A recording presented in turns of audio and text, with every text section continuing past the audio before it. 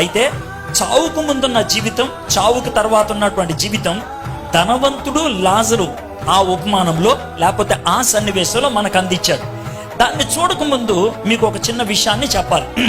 ప్రపంచంలో అతి ఎక్కువ మందికి ఇప్పటి వరకు జీవించిన వాళ్ళలో సువార్తను అందించినటువంటి వ్యక్తి బిల్లీ గ్రహాం అని అంటారు. బిల్లీ గ్రహాం చాలా మందికి, దగ్గర 26 కోట్ల మందికి ఆయన సువార్తను అందించాడు. 26 కోట్ల మందికి. మన ఆంధ్రప్రదేశ్ జనాభా 4.5 కోట్లు, అంతే కదా.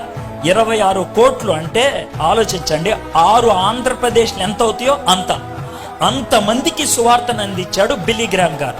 అంతమందికి ఇంకెవ్వరు కూడా సువార్తను అందించలేదు. ఆయనకి ఇప్పుడు 97 సంవత్సరాలు. గత 6 సంవత్సరాలుగా ఆయన పడక మీద ఉన్నాడు. పార్కిన్సన్స్ అనే డిసీజ్ వచ్చింది.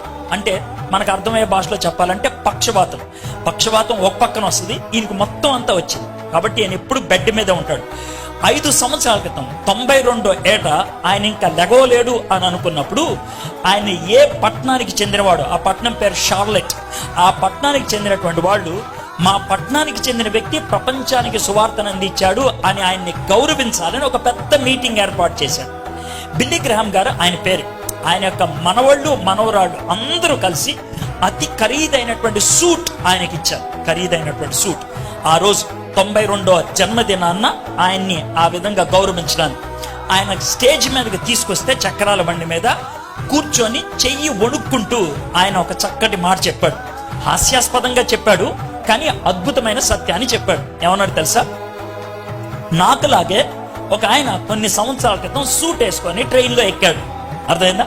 ట్రైన్లో ప్రయాణం చేస్తా ఉంటే కొద్దిసేపు ఉన్నాక టికెట్ కలెక్టర్ వచ్చాడు. మీ టికెట్ ఏది అని అడిగాడు.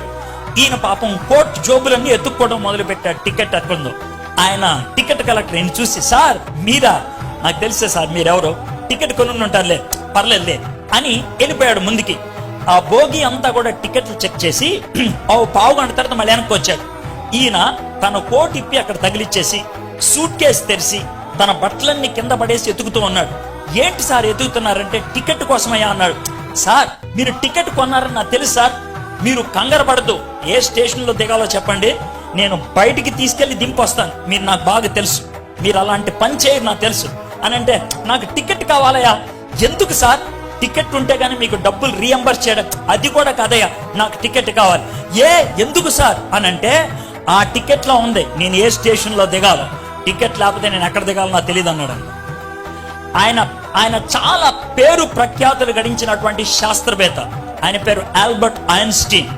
ఆల్బర్ట్ ఐన్స్టీన్ అనేటువంటి ఆయన జీవితంలో జరిగిన సన్నివేశం, నేను ఏ స్టేషన్ లో దిగాలో నాకు తెలియదు, నాకు టికెట్ కావాలి అని అడిగాడు. బిల్లీ గ్రహాం గారు ఆ సన్నివేశం చెప్తూ ఏమన్నాడు తెలుసా? ఈ రోజు నా మనవాళ్ళు మనవరాళ్ళు అందరూ కలిసి నాకు ఈ కోటు కొనిచ్చారు. ఈ కోటు నేను ఇప్పుడు ఇప్పేస్తాను. ఈ కోటు మళ్ళీ నేను ఒక్కసారి వేసుకుంటాను. ఎప్పుడో తెలుసా? నేను చచ్చిపోయినప్పుడు ఈ సూట్ ఏమని నా మనవాళ్ళు మనవరాళ్ళు కొడుకులు కూతురులతో చెప్పాను. అయితే ఆల్బర్ట్ ఐన్స్టీన్ కి నాకు ఒక తేడా ఉంది. ఆల్బర్ట్ ఐన్స్టీన్ ప్రపంచ ప్రఖ్యాతిగాంచిన శాస్త్రవేత్త. ఈ లోకంలో ఏం జరుగుతుందో ఆయనకి తెలుసు, కానీ ఎక్కడికి వెళ్తున్నాడో ఆయనకి తెలియదు. నేను శాస్త్రవేత్తను కాదు, నేను దేవుని బిడ్డను.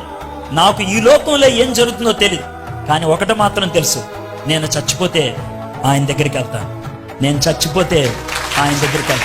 నాకు గమ్యం తెలుసు, ఆయనకి గమ్యం తెలియదు.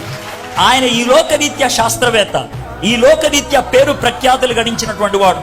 నేను కాకపోవచ్చు, నాకు ఈ లోకరీత్యా శాస్త్రం తెలియకపోవచ్చు, కానీ ఒకటి మాత్రం తెలుసు, నేను చచ్చిపోతే ఎక్కడికి వెళ్తానో నాకు తెలుసు. ఆ మాట చెప్పి ఈ ప్రశ్న అడిగాడు, నువ్వు చచ్చిపోతే ఎక్కడికి వెళ్తావో నీకు తెలుసా?